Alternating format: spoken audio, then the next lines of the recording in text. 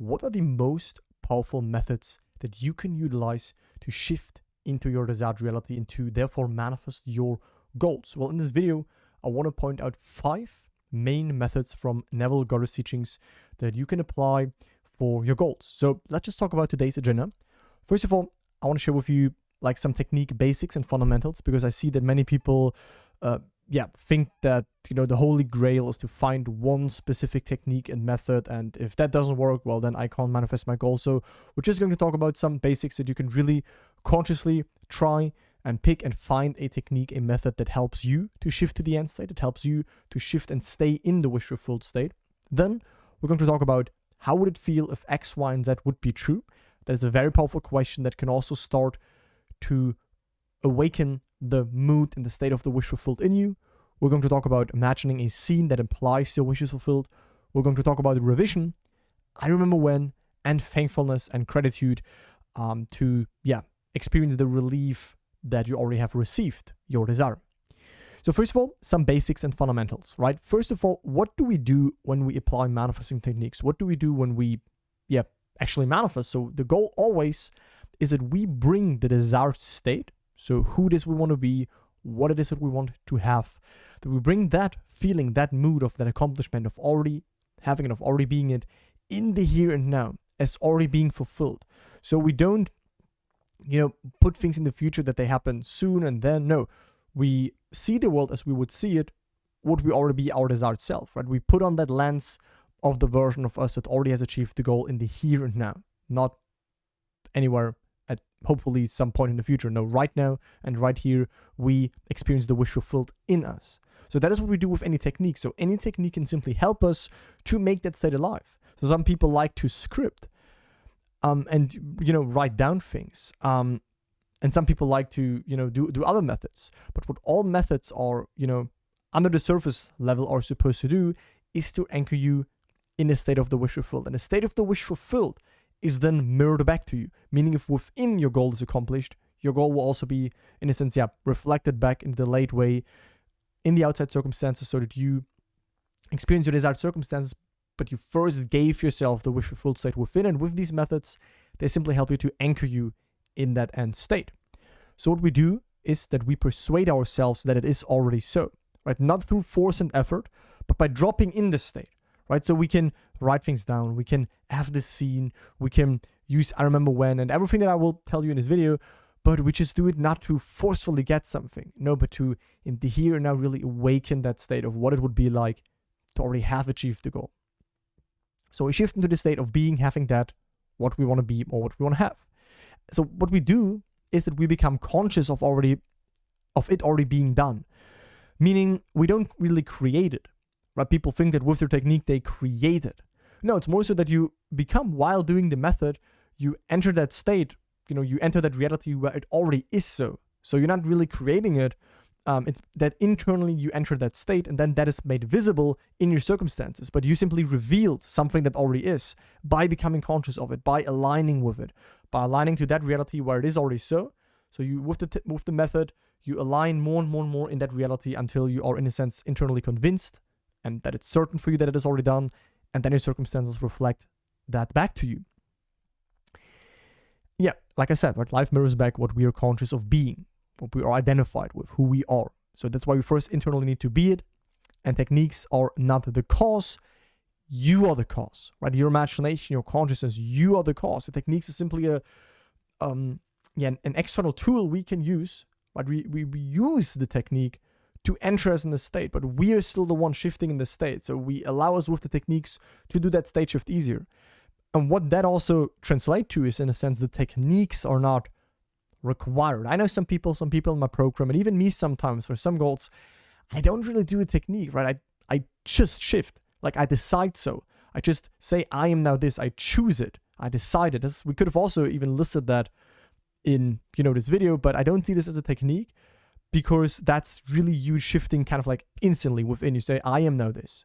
It's not been reflected back yet in your circumstances, but yet internally you say, I am now this. And then you let the world catch up in its delayed, reverberant way.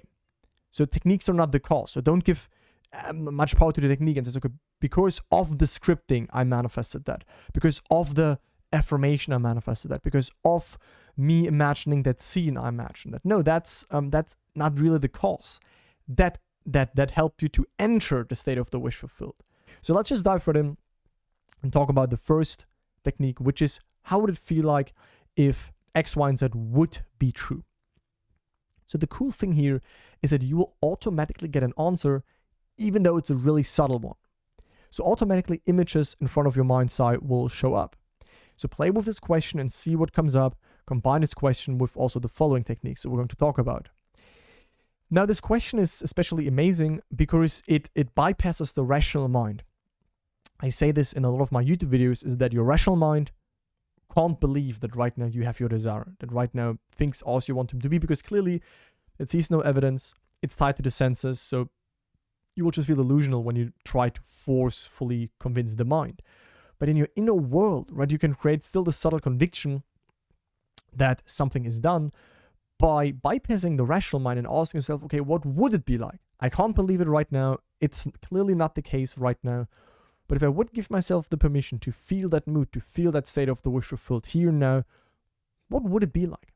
How would I see the world? How would I feel if it would be true? Right? What would that be like? Right? And then the cool thing is when you really toy with that question, you play with that question, it's not only that maybe images are coming up and scenes are coming up, but also a certain mood comes up. Because, again, it is within you. You are already who you want to be. And with that question, you can start to turn within and actually access that state, that mood where you are already it. So what would it be like? How would you feel if it would be true? Not, oh, this is how I need to feel, and I guess it needs to feel like this. No. What would it be like if I give myself now all the permission that I can have the thing that I want and it would be true? What would that be like? And with that question alone, you can also enter the state of the wish fulfilled.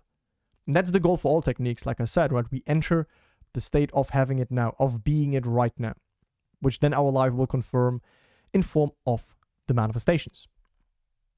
So that's the first technique already. Super easy. You can do this while you walk. You can do this in the evening, in the morning. Like you can do this throughout the day. It's like there's no resistance with this method. That's why it is so easy. That's why I put it at the first place.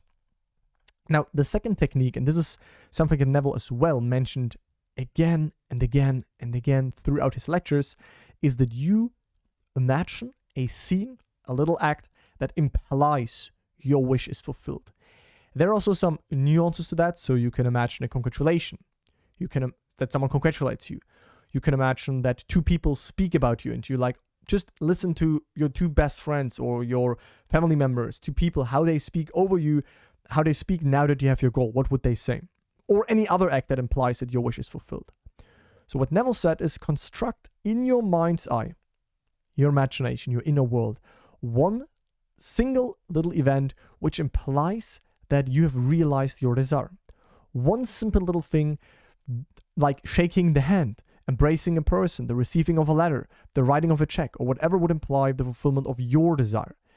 You know, you placing your car keys on the shelf because you now have your dream car. You inviting people into your new apartment because you now have that new apartment, right? So something that happened after you got your goal, you now have your goal. What would happen tomorrow? What would happen next week? So ask yourself what would change in your life. Pick a simple event that would imply that for you, and then close your eyes and don't imagine that to get that. No, experience that in the here and now because it does exist already. It's already within creation. It's in existence. It's like a parallel, unoccupied, version of you in state. So experience that. Be it for the sake of be it. Experience it for the sake of experience it. To fully saturate yourself internally with the wish fulfilled. So you take the simple little restricted action, which implies fulfillment of your prayer, and you feel it, or you enact it. Whatever it is, you enter into the action as though you were an actor in that part.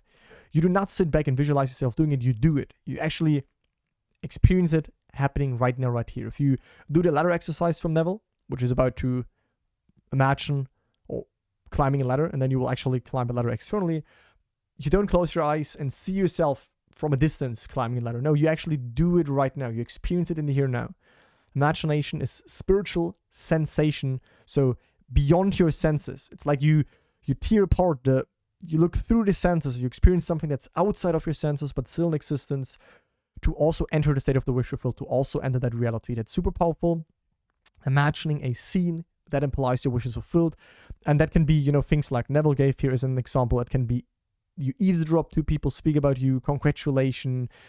How would you wake up in the morning? How would you wake up and go to bed after, you know, a successful day after you've achieved your goal? Pick whatever is to you subjectively implying that your goal is now fulfilled. All right? So revision. Let's talk about revision, because that's a big one, and that's also in the comments of my YouTube videos. I also see a lot of people want to hear more about revision. And honestly, revision is like imagining a scene, but only with the tweak that you reimagine something. So let's just say 2 weeks ago you had an argument with someone. Well, you imagine that in a way that you actually have not had that argument. Or someone said no to you yesterday, you imagine that they actually said yes. So let me talk about that. Because people ask this question, right? Can I change my past? Is my past set in stone? Straight to the point, and I speak from experience, I speak from talking to hundreds of people after they've also done this and applied this. Yes, you can change your past. Your past is not set in stone. Right now, you experience something, but you can reimagine it. You can imagine something else instead. So instead of this happened 1 week ago, 1 year ago, 10 years ago, you now choose this parallel past of yourself, which is also relating to you. It's not that you just have one past that's set in stone. And I know for some of you, this is too much maybe right now to comprehend, but you need to playfully start to apply this. You know, if you rush in it, then it can feel like a little bit, I know that, like delusional or complicated, but it's actually very easy and it works amazingly well. So past and future are imaginative constructs in the now. There is only the now. I am, you are the now. Everything is right now in you. So again, you have right now the moment, and you listen to my voice, you watch this video. If you think about yesterday, what you did yesterday, maybe you did certain activities. When you think of that, when is that happening? Well, when you picture that, when you imagine that, it's taking place right now. But you've shifted in a sense right now to this. And then what you think is happening in the future, there are infinite futures laid out for you. But determining on where you shift into, on what you imagine ahead of your senses, right? And if you imagine that today, this evening, you visit your best friend, or if you imagine that you do this, or if you unconsciously imagine anything and then something seemingly random happens, it will happen, but it already also exists. So to give you a very simple little example, right? Because this is one of the experiences that I had where it was like clear to me. And I did this for many things, but this is just such a simple, sometimes it's the simple things that are really helpful. So I called the barber, asked for an appointment the next couple of days. They said no, they're fully booked out. It's not possible. I needed to wait 2 weeks because this was like a very, sought after barber, so to speak. I kind of smiled when they said no to me. I put away the phone. In my imagination, I replayed that phone call, but instead of hearing them, how they said to me, no, sorry, you have to wait for 2 weeks, I heard how they tell me, oh, yeah, that looks very good. We will call you back later so to confirm your appointment in the next days. We definitely find something for you. Let me call you back. This is kind of what I heard. I replayed that. And then whenever I remembered to call, it was like, oh, cool. Yeah, like they will call me back. Because for me, this is the new thing that happened for me. This identified from the other past that's also still in existence, but I identified with this new past. And then 3 hours later, they called me and they said, we actually have something free in our schedule. You can now come in 2 days. You know what I mean? So that's revision. So what you claim to be in the present is what you manifest in what we call the future. If you're still identified with your past, you're carrying it with you. Like I said, so if you have stuff that you always, don't like, and you think back of the past and then it infects you, you just carry these states with you. So by imagining something else instead, you rid yourself of these undesirable pasts and states and no longer continue to be identified with them. So most people reproduce the circumstances of their lives over and over again because they always, keep stuck in the same story. So with revision, you can change, quote unquote, the story of the past. You can change experiences of the past to the point where you no longer will identify with them, where they will drop away and you made new experiences in your past, being identified with you and you being identified with them instead of the old experiences. So super powerful. I remember when, right? This is, I would say, maybe even a underrated method, which is super powerful. So there needs to be the word this. This principle can be used in a destructive or a constructive way. Because I remember when, right, we also say this sometimes unconsciously when we say, I remember the good times. I remember when I had all of this. I remember when this was so amazing. I remember when my life was so amazing. Now it's not cool, right? And what does that mean? You remember on that, and your awareness right now is on the undesirable. But we can also use this in a very constructive way. This is what I want to explain to you right now. So you can say, I remember when this was a glorious building, and look at it right now. And you become aware of rubble where once a glorious building stood. So you use it more in a destructive way. Or you can stand on rubble and say, I remember when it was all rubble. So I remember when my life was so boring. I remember when I was so lonely. I remember when I didn't have my desired relationship. But it's not about the words, it's about what you become aware of in that moment. So the words are also simply a mechanism to anchor you in that state, right? But I remember when I was so unhappy. I remember that time when I was so unhappy. What does that mean? It instantly, starts to awaken also that mood, that state of you now being happy. And you remember on the undesirable, and you place your awareness therefore on what you right now want. You can say, I remember when my friend had nothing and now he has much. Or I remember when he had much and now he's poor, right? You can say, I remember when she was healthy, which would imply that she's now ill. Or I remember when they were unknown, implying they're now famous. The key is to put the state and present circumstances you no longer desire in the past and therefore imply that things are now different.